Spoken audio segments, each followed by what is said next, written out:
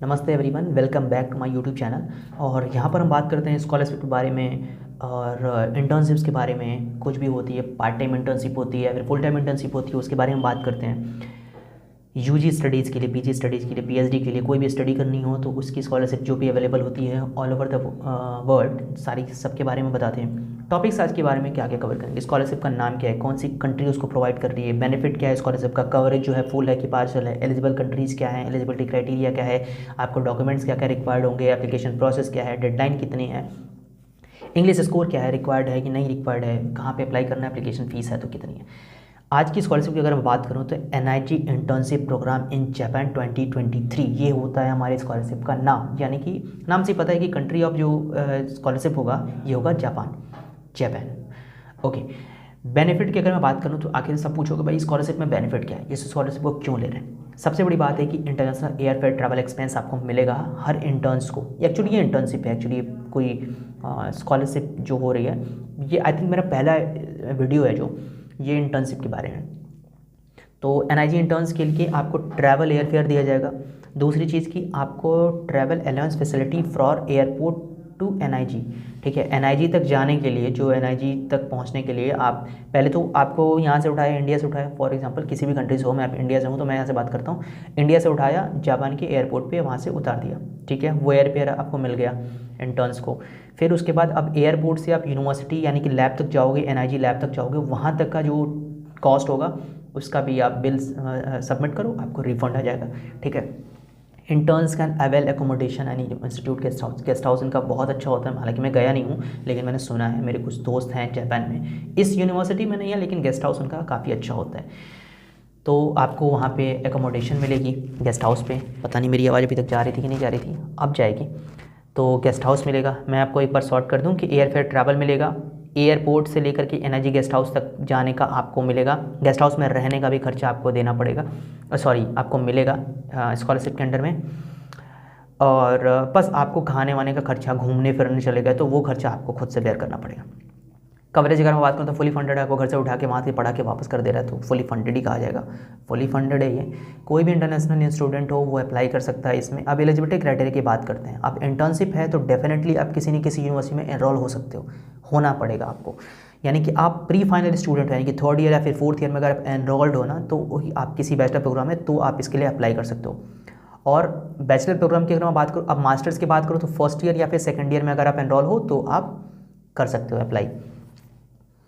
एनआईजी interns dedicated होने चाहिए कुछ प्रोग्राम्स को, मतलब एनआईजी इंटर्नशिप प्रोग्राम के बारे में पढ़ लेना, उसमें डेडिकेशन अपनी दिखा देने कि भाई मेरे को भी बहुत आता है, मैं ही कर सकता हूँ। ठीक है, participate in the project in the full time intern. Part time interns का ऑप्शन तो सेलेक्ट कर ही मत लेना क्योंकि वहाँ से पहले रिजेक्ट हो जाएगा। उनको चाहिए फुल टाइम डेडिकेटेड इंटर्न जो वहाँ पे जाके जापान में जा करके उनके लैब में बैठ करके रिसर्च कर सके। ठीक है, interns must be able to give oral presentation. तो आपको प्रेजेंटेशन, आपको वर्बली आपको प्रिपेयर करके प्रेजेंट करना चाहिए, प्रेजेंट करने की एक्सपीरियंस होनी चाहिए, आपको प्रेजेंटेशन स्किल अच्छी होनी चाहिए। ठीक है, मीन्स एक स्लाइड बनाना होता है क्योंकि आप जैसे ही आप करोगे, जो भी आप चीज़ें आप करोगे वहाँ पे इंटर्नशिप के ड्यूरेशन में, तो आप वहाँ पर जो भी चीज़ें करोगे उसको प्रेजेंट तो करना आना चाहिए ना। तो ओरल प्रेजेंटेशन आपको बहुत ही बेहतर होना चाहिए। और जब सबमिट कर दोगे सारी अपनी वो चीज़ें तो उसके बाद आपको एक ऐसे सबमिट करना पड़ेगा और क्वेश्चनर आपको मिलेगा वहाँ पर जो at the end of internship program. तो जो आपके इंटर्नशिप प्रोग्राम है उसको ख़त्म होने के बाद आपको आपके जो भी आपने वहाँ पे काम किया है उसके रिगार्डिंग आपको एक ऐसे और एक क्वेश्चनर आपको सबमिट करना पड़ेगा, तभी आपको मिलेगा सर्टिफिकेट, वरना वैसे ही भेज देंगे घर पे।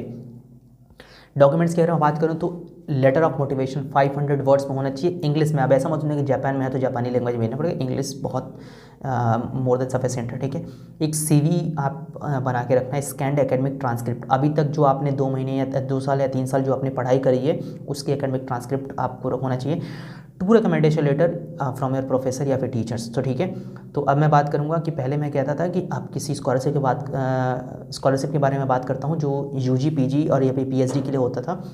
तो उसमें मैं कहता था कि एक एकेडमिक आप रखो रिकमेंडेशन लेटर, और जो दूसरा हो इधर आपके कोई रिलेटिव हों जो फिर गवर्नमेंट इंस्टीट्यूट में काम करते हों या फिर कुछ बड़े जगह प्रोफेसर हों उनका रख लो, या फिर कोई आपका जॉब का बॉस हो, आपने कहीं जॉब किया हो तो बॉस से आप रिकमेंडेशन लेटर दे सकते हो। लेकिन यहाँ पर अभी ये इंटर्नशिप है तो मैं रिकमेंड करूँगा कि आप अपने प्रोफेसर्स का ही रिकमेंडेशन लेटर लेना। पासपोर्ट आपके पास तो होना चाहिए, तभी तो उड़ोगे, ठीक है। अब एप्लीकेशन प्रोसेस है कम्प्लीटली ऑनलाइन होना चाहिए। टर्म्स एंड कंडीशन, जो भी बेसिक टर्म्स एंड कंडीशन है वो एक बार पढ़ लेना अगर चाहो तो। ईमेल एड्रेस और नाम अपने टीचर्स का, जो जिनका रिकमेंडेशन लेटर लोगे प्रोफेसर का, टीचर का, एक बार ईमेल एड्रेस और उनका नाम कंफर्म करके रखे रहना, तभी कॉन्टैक्ट डिटेल्स उसमें तुरंत फिल कर दो, ठीक है।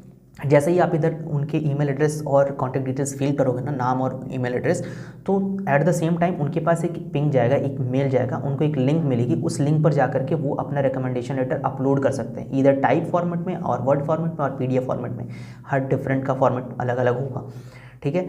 अब एप्लीकेशन स्टार्ट करने से पहले ना, जिस लेबोरेटरी में आप काम करने जा रहे हो उस लेबोरेटरी की आप बेसिक डिटेल्स जान लेना कि उस लैब में एक्चुअली बेसिकली होता क्या है, ठीक है। कि अगर आपको पता ही नहीं होगा कि लैब में होता क्या है तो आप काम कैसे करोगे, तो इसलिए उस लैब के बारे में जान लेना, ठीक है। रजिस्ट्रेशन करने के बाद एक बार आपको कंफर्मेशन ईमेल आ जाएगा जिसमें आपका ईमेल, एप्लीकेशन नंबर और पासवर्ड होगा, ठीक है। डेडलाइन से पहले कर लेना ये सारी चीज़ें। डेडलाइन है 6 जनवरी 2023, तो ठीक है, तो इसके पहले आप अप्लाई करके रखना। इंग्लिश लैंग्वेज सर्टिफिकेट की कोई ज़रूरत नहीं है, अगर आपके पास है तो बहुत अच्छी बात है, नहीं है तो कोई बात नहीं है, कोई प्रॉब्लम नहीं है। नो आईएलटीएस और टॉफल कोई ज़रूरत नहीं है, ठीक है। इस लिंक पर जाओ या फिर ये क्यूआर स्कैन कर लो, इसी लिंक के थ्रू जाकर के आप वहाँ पे भर सकते हो nig.ac, ठीक है। तो इस लिंक के थ्रू जाओ और कोई भी प्रॉब्लम हो, एप्लीकेशन फ़ीस तो है ही नहीं, ठीक है। कोई प्रॉब्लम हो तो मुझे कॉमेंट सेक्शन में कर देना, लेकिन लिंक के थ्रू जाना, ठीक है। किसी फर्जी वेबसाइट पे मत चले जाना, इसीलिए मैं क्यूआर भी दे देता हूँ, लिंक टाइप करके भी यहाँ दे देता हूँ, डिस्क्रिप्शन में लिंक भी दे देता हूँ, तो इस प्रोसेस के थ्रू आप जाना। और कोई प्रॉब्लम होती है और स्कॉलरशिप की वीडियोज़ अगर आपको चाहिए तो मेरे चैनल को सब्सक्राइब कर लो, प्लेलिस्ट में है, बाकी सारे स्कॉलरशिप भी अवेलेबल हैं, वहाँ पे भी आप जाके एक बार देख सकते हो, ठीक है। Thank you so much and all the best कि आपको स्कॉलरशिप या इंटर्नशिप कुछ भी मिल जाए, ठीक है। और जापान घूम के आओ यार, बहुत अच्छी है।